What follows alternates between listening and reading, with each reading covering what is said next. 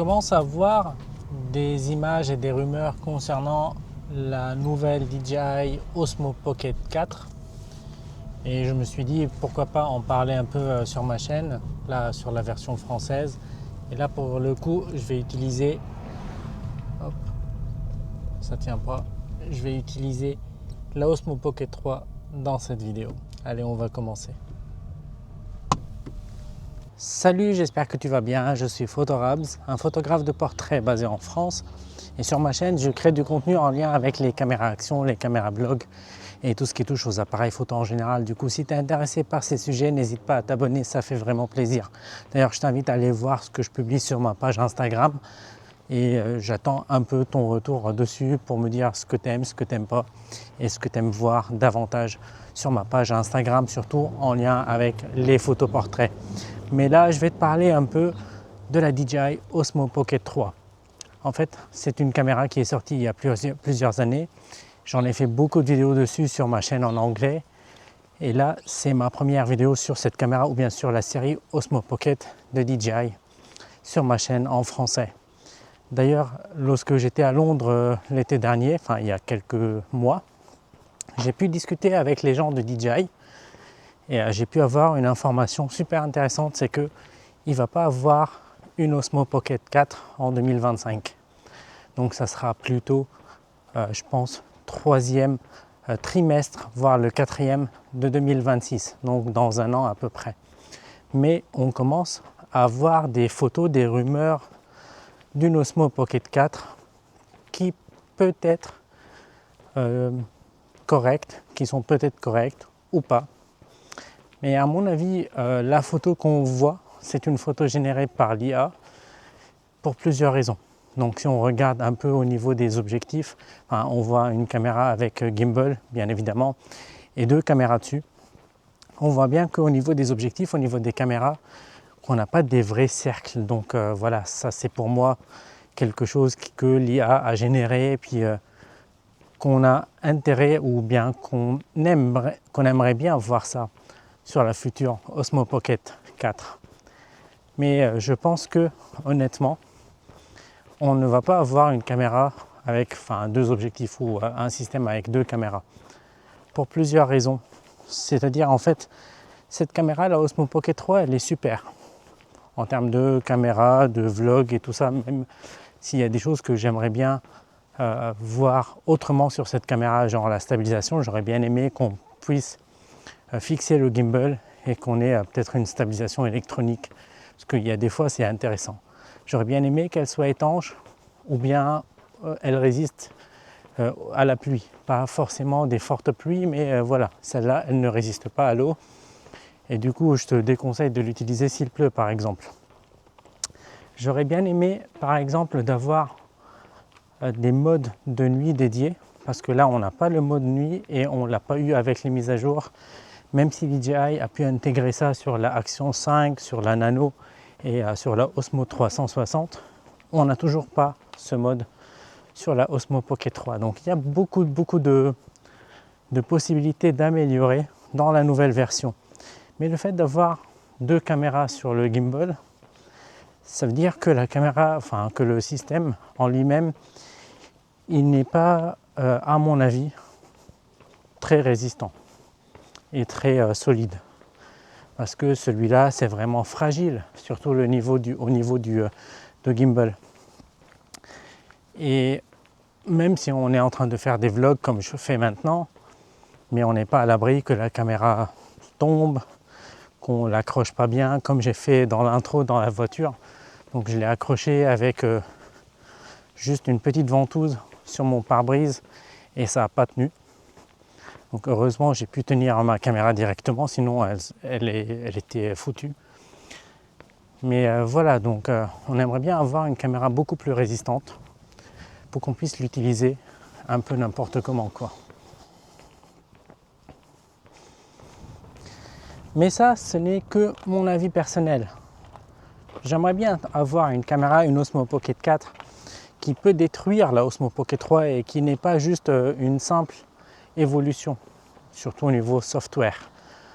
Donc ce qui me permet de dire ça en fait, c'est que c'est le point que j'ai évoqué juste avant, c'est qu'on n'a pas eu des mises à jour assez conséquentes pour la Osmo Pocket 3 récemment.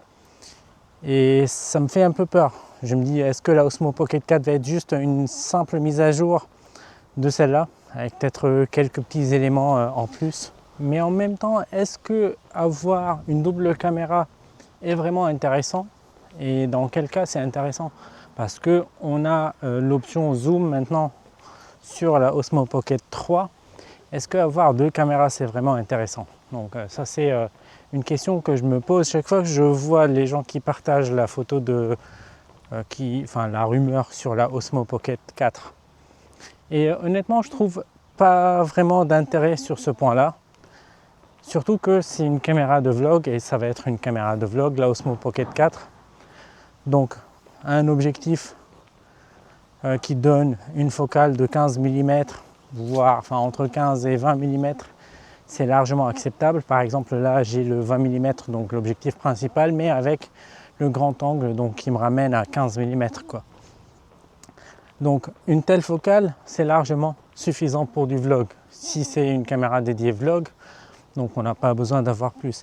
Après il y a toujours moyen de mettre donc une caméra avec des modules objectifs interchangeables ou bien des modules comme celui-là, le grand angle qu'on peut mettre pour faire du grand angle ou bien du zoom ou tout ça. Mais je ne trouve pas l'utilité pour le moment. Peut-être après je vais craquer et l'acheter dès qu'elle sortira. Mais pour le moment, je ne suis pas trop emballé par l'idée d'avoir deux objectifs sur la caméra. N'hésite pas à me dire ton avis sur ce point en bas de cette vidéo en commentaire. Mais encore une fois, pour moi, je trouve ça un peu aberrant. C'est pas vraiment quelque chose d'utile aujourd'hui, mais peut-être ça sera la référence pour les nouvelles caméras vlog plus tard. J'en sais rien. Peut-être c'est juste une caméra qui te permet, ou un lidar qui te permet d'avoir un meilleur autofocus. Mais de toute façon, je ne vois pas l'intérêt parce que l'autofocus sur celle-là, sur la Osmo Pocket 3, est beaucoup plus intelligent, beaucoup plus satisfaisant que plein d'autofocus d'autres caméras sur le marché. Donc, encore une fois, je ne vois pas vraiment l'intérêt. Mais il y a beaucoup de gens qui sont vraiment emballés par l'idée d'avoir deux caméras. J'aimerais bien savoir votre avis dessus et si vous êtes de quel camp, avoir un seul objectif ou deux sur la Osmo Pocket 4.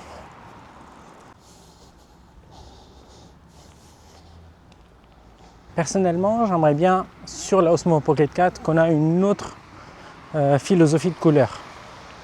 Parce que là, par exemple, lorsque je filme de la verdure toute seule sans que je sois sur l'image, on a de belles couleurs. Mais par contre, une fois j'ai ma tête sur l'image, la caméra elle va peut-être en mode exposition automatique, elle va exploser sur ma tête.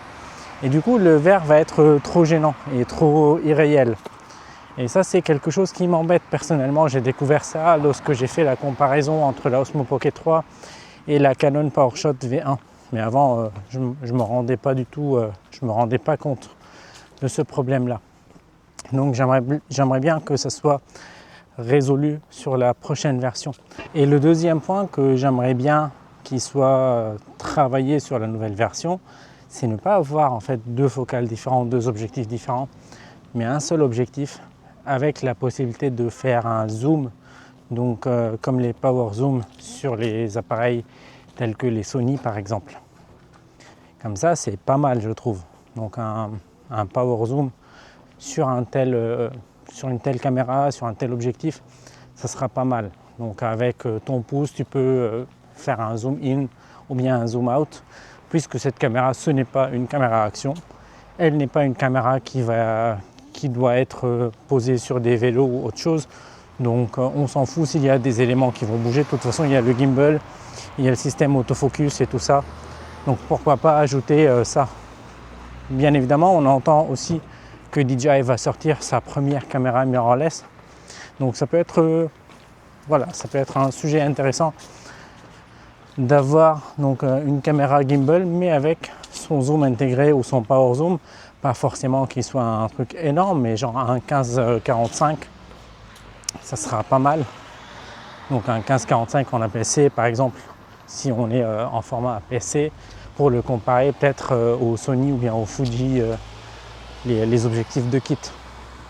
Donc ça c'est quelque chose que je trouve intéressant et je trouve faisable sur une telle caméra. Mais si on va juste se fier à la photo qui a été publiée sur les réseaux de la Osmo Pocket 4 ou bien de la rumeur sur la Osmo Pocket 4, dont j'y crois pas, on n'a pas du tout ça. On a juste deux objectifs et on voit bien que la qualité elle est vraiment, ça ressemble beaucoup à la qualité générée par l'IA. Et bon, c'est ce que j'ai à dire sur cette nouvelle caméra, donc qui à mon avis ne va pas sortir avant le 3e ou 4e trimestre 2026. Donc en conclusion, est-ce que je pense qu'il va y avoir une Osmo Pocket 4 en 2025 ou en début 2026? J'y crois pas du tout. Surtout qu'on voit bien que DJI récemment ont tendance à changer les dates ou à pousser un peu plus les dates de lancement de leurs produits. On voyait que par exemple la Osmo Nano devrait sortir le 15 septembre 2025 et puis au final ils ont poussé d'une semaine pour le 23 septembre 2025. Donc ils poussent souvent les lancements de leurs caméras pour plein de raisons. Par exemple pour la Osmo Nano ils ont poussé puis ils ont changé la dernière minute le prix, donc ils ont baissé le prix de 100 € si je ne me trompe pas. Et donc ça c'est vraiment avantageux pour nous les utilisateurs.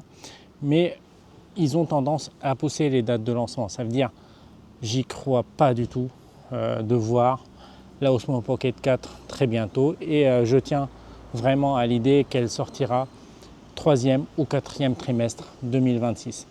Par contre, au niveau prix, je pense qu'elle va être autour des 500 €, 550 € pour la caméra toute seule ou peut-être avec une batterie ou des choses comme ça. Et j'espère qu'on pourra utiliser les batteries qu'on a, les extensions de batterie qu'on a pour la Osmo Pocket 3 parce que ça c'est un élément super intéressant si on arrive à garder les mêmes accessoires qu'on a pour les générations précédentes comme ils ont fait avec la nouvelle génération des caméras que ce soit Action 5, Osmo 360 et Nano. Donc on a les mêmes adaptateurs de Quick Release qu'on avait pour les autres caméras d'avant. Donc ça c'est quelque chose de super intéressant et j'espère qu'on puisse l'avoir dans cette nouvelle caméra. Et voilà, c'est tout ce que j'ai à partager avec toi à propos de ce sujet-là. Encore une fois, il y a la Osmo Pocket 3, c'est une caméra qui est encore super bien.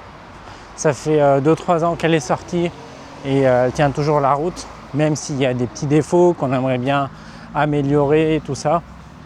Mais bon, il n'y a rien de parfait et toutes les marques font en sorte qu'il y a des défauts pour qu'ils te poussent à acheter le prochain modèle lorsqu'il sort.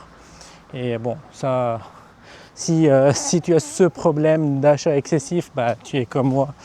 Et bah, on ne peut rien faire sur ce point-là, même si on aimerait bien que les marques puissent faire un produit qui est dès le début assez intéressant et assez performant sans les petits défauts qu'on a par-ci et par-là. Mais à part ça, la caméra elle est super bien. Moi, j'adore ce format-là. Et j'aimerais bien qu'il reste sur ce format-là, sur ce modèle-là, en améliorant les défauts que j'ai pu trouver sur la Osmo Pocket 3 et pas changer complètement le système. Encore une fois, avoir deux objectifs, pour moi, c'est quelque chose d'inutile. Mais comme on a vu les Sony et les Canon, donc avec le zoom, qui est un élément super fort sur ces caméras-là, j'aimerais bien trouver ça sur la DJI Osmo Pocket 4 et je pense honnêtement que ça c'est quelque chose de très très jouable, de très faisable pour les équipes DJI. Donc voilà, je sais que cette vidéo va pas être vue vu que je viens de lancer ma chaîne en français, mais si tu aimes ce contenu, si tu as déjà vu mes vidéos en français sur ma chaîne en anglais, j'espère que tu puisses me soutenir sur ma nouvelle chaîne qui est 100% français. Comme ça, on peut créer une communauté et puis on peut partager plein d'idées, plein de vidéos sur cette chaîne 100% en français. Donc si tu aimes cette vidéo, n'hésite pas à liker, à commenter et à t'abonner surtout. C'est le seul élément sur cette chaîne qui permet que mes vidéos soient un peu plus visibles. Et puis voilà, moi je te dis à très bientôt pour d'autres contenus. Et si tu as besoin d'informations sur les appareils, sur les caméras que je publie sur ma chaîne en anglais, n'hésite pas à m'écrire ça. Et puis je te crée des vidéos dédiées sur cette chaîne.